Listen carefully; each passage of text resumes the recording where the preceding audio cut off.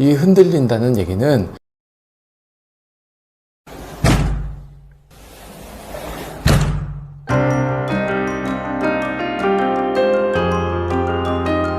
경량벽체 6번째 시간입니다. 세대 내의 벽체의 종류는 3가지로 나눌 수 있다고 말씀드렸잖아요. 철근 콘크리트, 조적, 그리고 경량벽체. 경량벽체라는 거는 벽이 있으면 벽의 양쪽을 석고보드로 되고요. 내부에는 차음재가 이제 들어가는데 글라스울이 일반적으로 많이 쓰입니다. 시공도 빠르고 가볍죠. 그래서 하중 때문에 건물 전체에 어떤 구조적인 무리를 주지도 않고 굉장히 좋은 방법입니다. 그리고 벽을 철거해서 넓게 써야겠다 하는 경우에도 무거운 조적벽체보다 이제 훨씬 간단하게 철거가 가능하죠. 품질도 굉장히 우수해요. 마감면이 이제 석고보드이다 보니까 공장에서 이제 매끈하게 제작이 돼서 나오니까 그 위에 이제 바로 도배를 할 수도 있고요. 그리고 조적을 하는 경우에는 그 위에 뭐 미장을 한다거나 이렇게 타일을 붙인다거나 뭐 2차적으로 마감하는 작업이 이제 들어가야 되다 보니까 그걸 습식 공정 이렇게 이제 얘기를 하는데, 습식 공정은 숙련된 기능공이 미장을 바르면 면이 깨끗하게 나올 것이고, 그렇지 않을 경우에는 뭔가 이제 품질에 좀 문제가 생기는, 그러다 보니까 현장에서는 최대한 습식을 줄이고 건식을 많이 늘리는 거가 어떤 현장의 좋은 관리 방침이다, 이렇게까지 이제 인식이 되고 있는 그런 상태입니다. 그럼 이 경량벽체가 어디에 들어가느냐? 25평, 30평, 33평. 요즘은 뭐 다 포베이잖아요. 방이 3개, 거실이 하나 이렇게 있다는 얘기예요. 그래서 방 2, 방 3 한번 보세요. 다 이렇게 방이 붙어 있는 거가 있을 수밖에 없는데, 저렇게 방과 방에 인접해 있는 그 방의 벽은 경량벽체 벽으로 갈 수밖에 없어요. 벽체 두께 확보. 지금 보시는 게 공동주택 성능 등급 인증서라고 하는 건데, 공동주택을 지을 때는 저걸 의무적으로 건설사가 취득을 해야 됩니다. 에너지 분야, 재료 분야, 실내 환경 분야 이런 식으로 분야가 나눠져 있고, 세대 간 벽체의 차음 성능을 얼마나 확보했느냐, 이게 있어요. 우리 세대와 이 옆 세대의 그 사이 벽, 이 벽은 20cm 이상이 돼야 3급을 확보를 할 수 있어요. 그런데 세대 내의 경량벽은 기준이 없어요. 기준이 없다 보니까 최소한 이 정도는 돼야 되겠다라는 걸 지금 말씀드리고 있는 중이에요. 방 2와 방 3 사이 저 벽체는 이제 경량벽체잖아요. 저 부분 같은 세대 내지만 최소한 이 정도 두께는 돼야 돼요. 115mm입니다. 이 50mm 차음자를 포함한 내부 공간이 75mm예요. 그러니까 75mm와 석고보드 40mm를 합쳐서 115mm인데, 저 정도는 돼야 어떤 그 방으로서의 그 프라이버시가 지켜지는 두께가 확보가 된다라는 말씀을 이제 먼저 드리는 거고요.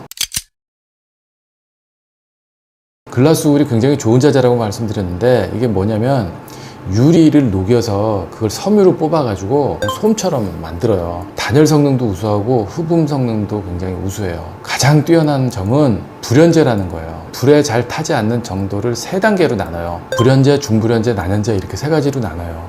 불연제가 제일 불에 안 타고 난연제가 불에 잘 타는 그런 재질입니다. 글라스울이 속하는 불연제에는 어떤 자재가 있냐면 콘크리트, 석재, 철강, 이게 불연제예요. 세대에 어떤 그 화재 사고가 났을 때 굉장히 안전한 그런 자재가 되겠죠.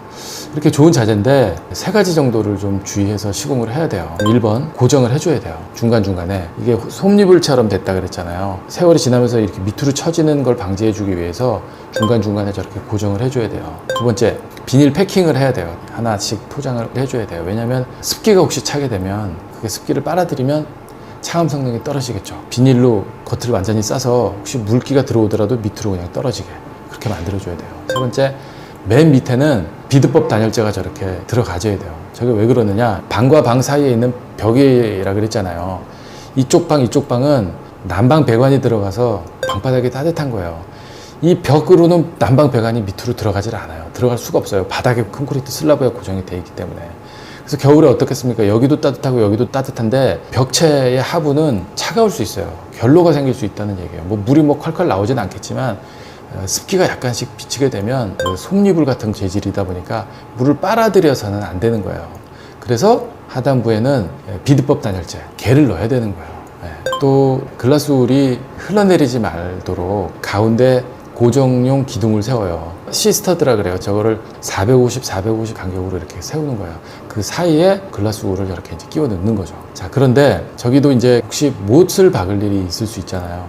못을 박으면 안 돼요. 못을 박으면 안 되는데 꼭 박아야겠다 하시는 분은 저 450짜리 철판을 잘 찾아내야 돼요. 저길 찾아내서 나사못으로 석고보드 2장을 뚫고 저기다가 고정을 해야 이게 튼튼하게 고정이 되는 거예요. 그렇지 않으면 요즘은 천장에 보면 몰딩이 있잖아요. 그 몰딩에다가 이제 와이어를 받고 거기를 내려서 액자 걸듯이 이렇게 이제 거는 방법이 있어요. 그걸 적극 추천드립니다. 세 번째, 소음 경로를 차단을 해야 돼요. 저게 천정이 처지긴 하지만 천정 속에서 이쪽 방과 저쪽 방 사이에 소음이 전달되지 않도록 슬라브와 만나는 이 벽 이 사이에는 양쪽으로 다 코킹을 쏴주고, 배관이 지나가게 되면 배관 주위로 사춤을 저렇게 철저히 해줘야 차음이 된다. 그리고 콘센트 박스가 들어가잖아요. 조금 시공을 편리하게 하려고 콘센트 박스를 한 곳에 놓고 이쪽은 이쪽대로 이쪽은 이쪽대로 쓰려고 여기다가 콘센트 박스를 놔서는 안 되는 거예요. 이걸 분리해서 떨어뜨려 놔야 돼요. 얘가 같이 이렇게 있으면 이쪽으로 소음이 전달이 되는 거예요. 떨어뜨려서 차음 성능을 유지할 수 있도록 해줘야 되는 거죠. 견고한 고정. 석고보드가 저렇게 창문 옆에 붙어 있는 경우, 창문 옆에 석고보드를 붙였을 때 석고보드와 창문 프레임이 완전히 밀실하게 붙을 수 있도록 저렇게 일정하게 구멍을 뚫어서 저 사이에 우레탄 폼을 쏴서 충진을 시킨 거예요. 부글부글 끌어올리면서 뻥튀기 과자 삐져나오듯이 저렇게 삐져나와 있는데 저건 나중에 다 자를 거고요. 저렇게 밀실하게 채워줘서 석고보드와 창문 프레임이 완전히 붙어버리게 저렇게 만드는 거예요. 창문을 닫았을 때 이게 흔들리지 말아야 되는 거예요. 벽체가. 이게 흔들린다는 얘기는 도배지가 찢어진다는 얘기예요.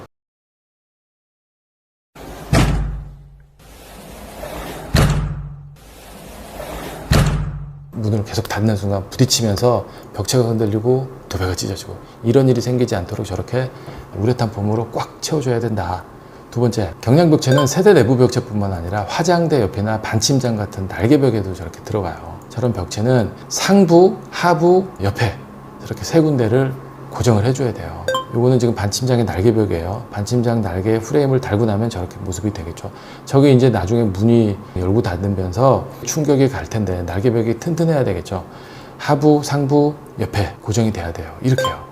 상부의 천정 속에도 저렇게 튼튼하게 박아줘야 되고, 벽도 스티로폼을 뚫고 골조에까지 앙카를 깊숙이 박아서 골조에 탁 튼튼하게 고정이 돼서 이 벽체가 흔들리지 않도록, 위하고 밑에만 해서도 안 돼요.